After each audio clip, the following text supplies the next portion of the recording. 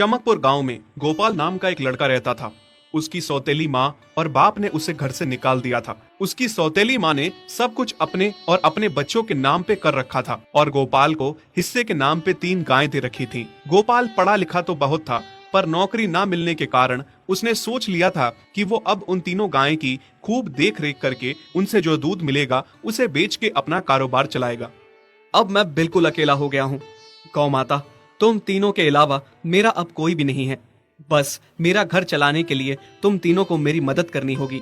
तीनों गायें बहुत ही हट्टी कट्टी और जवान थीं और रिश्ते में भी एक दूसरे की बहनें लगती थीं। चंपा, चमेली और मैना। मैना सबसे बड़ी और समझदार गाय थी। चंपा गर्भवती थी और चमेली को अभी अभी बच्चा हुआ था। वो दूध दे रही थी, जिसके दूध को बेच के गोपाल का थोड़ा बहुत घर चल रहा था। पर गोपाल को अब चंपा और मैना पे पूरा भरोसा था कि जब उनका बच्चा हो जाएगा तो वो खूब दूध देने लगेंगी और जिससे उसका कारोबार अच्छे से सेट हो जाएगा। देखा चमेली बहन, हमारे मालिक को कितनी उम्मीदें हैं हम तीनों से। हाँ चंपा, सुना मैंने, मालिक ने हमसे कितनी सारी उम्मीदें लगा रखी हैं।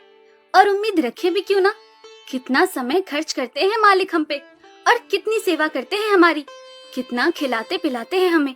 और फिर हम मालिक की उम्मीदों पे खरा ना उतरेंगी तो धिक्कार है हमारी जिंदगी पर। सही कह रही हो बहन तुम। चलो हम तो मालिक के लिए कुछ ना कुछ कर ही लेंगे। तुमने बच्चा दे दिया है, दूध भी दे रही हो, मैं भी गर्भवती हूँ। थोड़े दिनों में मैं भी बच्चे को जन्म दे दूंगी, फिर दूध भी देने लगूंगी। लेकिन इस मैना दीदी को देखो, हम दोनों से बड़ी हैं, एक बार भी बच्चा ना दे पाई आज तक। क्या इसका फर्ज नहीं बनता मालिक के लिए कुछ? ये तो बड़ी हैं, हमसे ज्यादा इसको मालिक के लिए करना चाहिए था, लेकिन हम छोटी होकर इतना सोच रहे हैं। तुम दोनों ऐसा क्यों कह रही हो? क्या गलत कह रहे हैं हम? सही तो कह रहे हैं। कितने सालों से बांझ पड़ी हो तुम। ऐसा कैसे कह सकती हो तुम? बच्चा देना ना देना मेरे हाथ में थोड़े ना है। मैं भी तो माँ बनना चाहती हूँ ना। मैं भी चाहती हूँ कि दूध दूँ और मालिक को मेरे दूध से कुछ फायदा हो। अरे तुम क्या बच्चा दोगी जो इतने सालों से नहीं दे पाई? तुम ये ख्वाब लेना बंद करो कि तुम बच्चा दोगी और तुम्हारे दूध से मालिक को कोई फायदा होगा। दोनों छोटी बहनें बड़ी बहन मैना की बेबसी का मजाक उड़ाती हैं और उस पे हंसती हैं। इस बात से मैना बहुत दुखी होती है और रोती है कि उसी की बहनें उसको दिलासा देने की बजाय उसे ताने मार रही हैं, उसका मजाक उड़ा रही हैं। फिर एक दिन गोपाल का पड़ोसी उससे कहता है, अरे गोपाल, तुम्हारी 2 गायें तो ठीक है, एक गाय का क्या है? उससे तुम्हें कोई फायदा नहीं है, बेच क्यों नहीं देते उसे? अरे नहीं नहीं भाई साहब, बेचना क्यों उसे? अभी बच्चा नहीं दे रही तो क्या पता कल वो बच्चा दे दे। कोई भी काम जल्दबाजी में नहीं करना चाहिए। अरे नहीं गोपाल, मेरे कहने का ये मतलब था कि तुम्हें अपना कारोबार जल्द खड़ा करने की जरूरत है, क्योंकि तुम्हारे घर वालों ने तुम्हारे साथ जो कुछ भी किया वो बहुत गलत था। अब तुम्हें जो भी करना है अकेले ही करना है। आगे शादी भी तो करनी है तुम्हें, उसके लिए भी खूब पैसा कमाना पड़ेगा। जब तुम्हारी सारी गायें दूध देंगी तभी तो कारोबार अच्छा चलेगा ना। हाँ, बात तो तुम सही कह रहे हो भाई। मेरी मानो तो तुम अपनी गायों को क्रॉस करवा के देख लो, शायद उससे बच्चा हो जाए। हाँ, ये सुझाव तुमने सही दिया, मैं कल ही ऐसा कर लेता हूँ। सुना तुमने मैना बहन मालिक की बातों को? कितना परेशान है मालिक तुम्हारी वजह से, पर तुम्हें तो कोई बात कह ही नहीं सकते।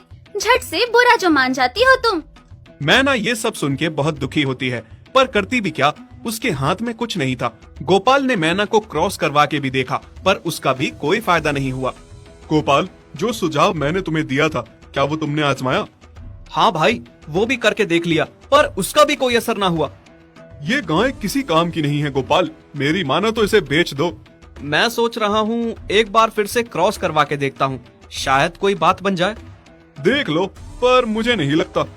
देखा, इन लोगों को भी पता चल गया, तुम बच्चा नहीं दे सकती, तुम बांझ ही रहोगी।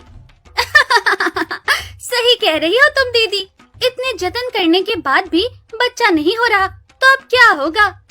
गोपाल मैना को एक बार फिर से क्रॉस करवा लेता है। दोनों बहनें चंपा और चमेली मैना के बांझपन का मजाक उड़ाती हैं और उस पे खूब हंसती हैं। फिर एक दिन मैना चमेली के बच्चे के साथ खेल रही थी कि तभी चंपा देख लेती है। हाँ देख तो चमेली दीदी, ये मैना दीदी तेरे बच्चे के साथ क्या कर रही है? मुझे समझ में नहीं आ रहा, तू इस बांझ के साथ अपने बच्चे को कैसे छोड़ सकती है? जब मेरा बच्चा आ जाएगा मैं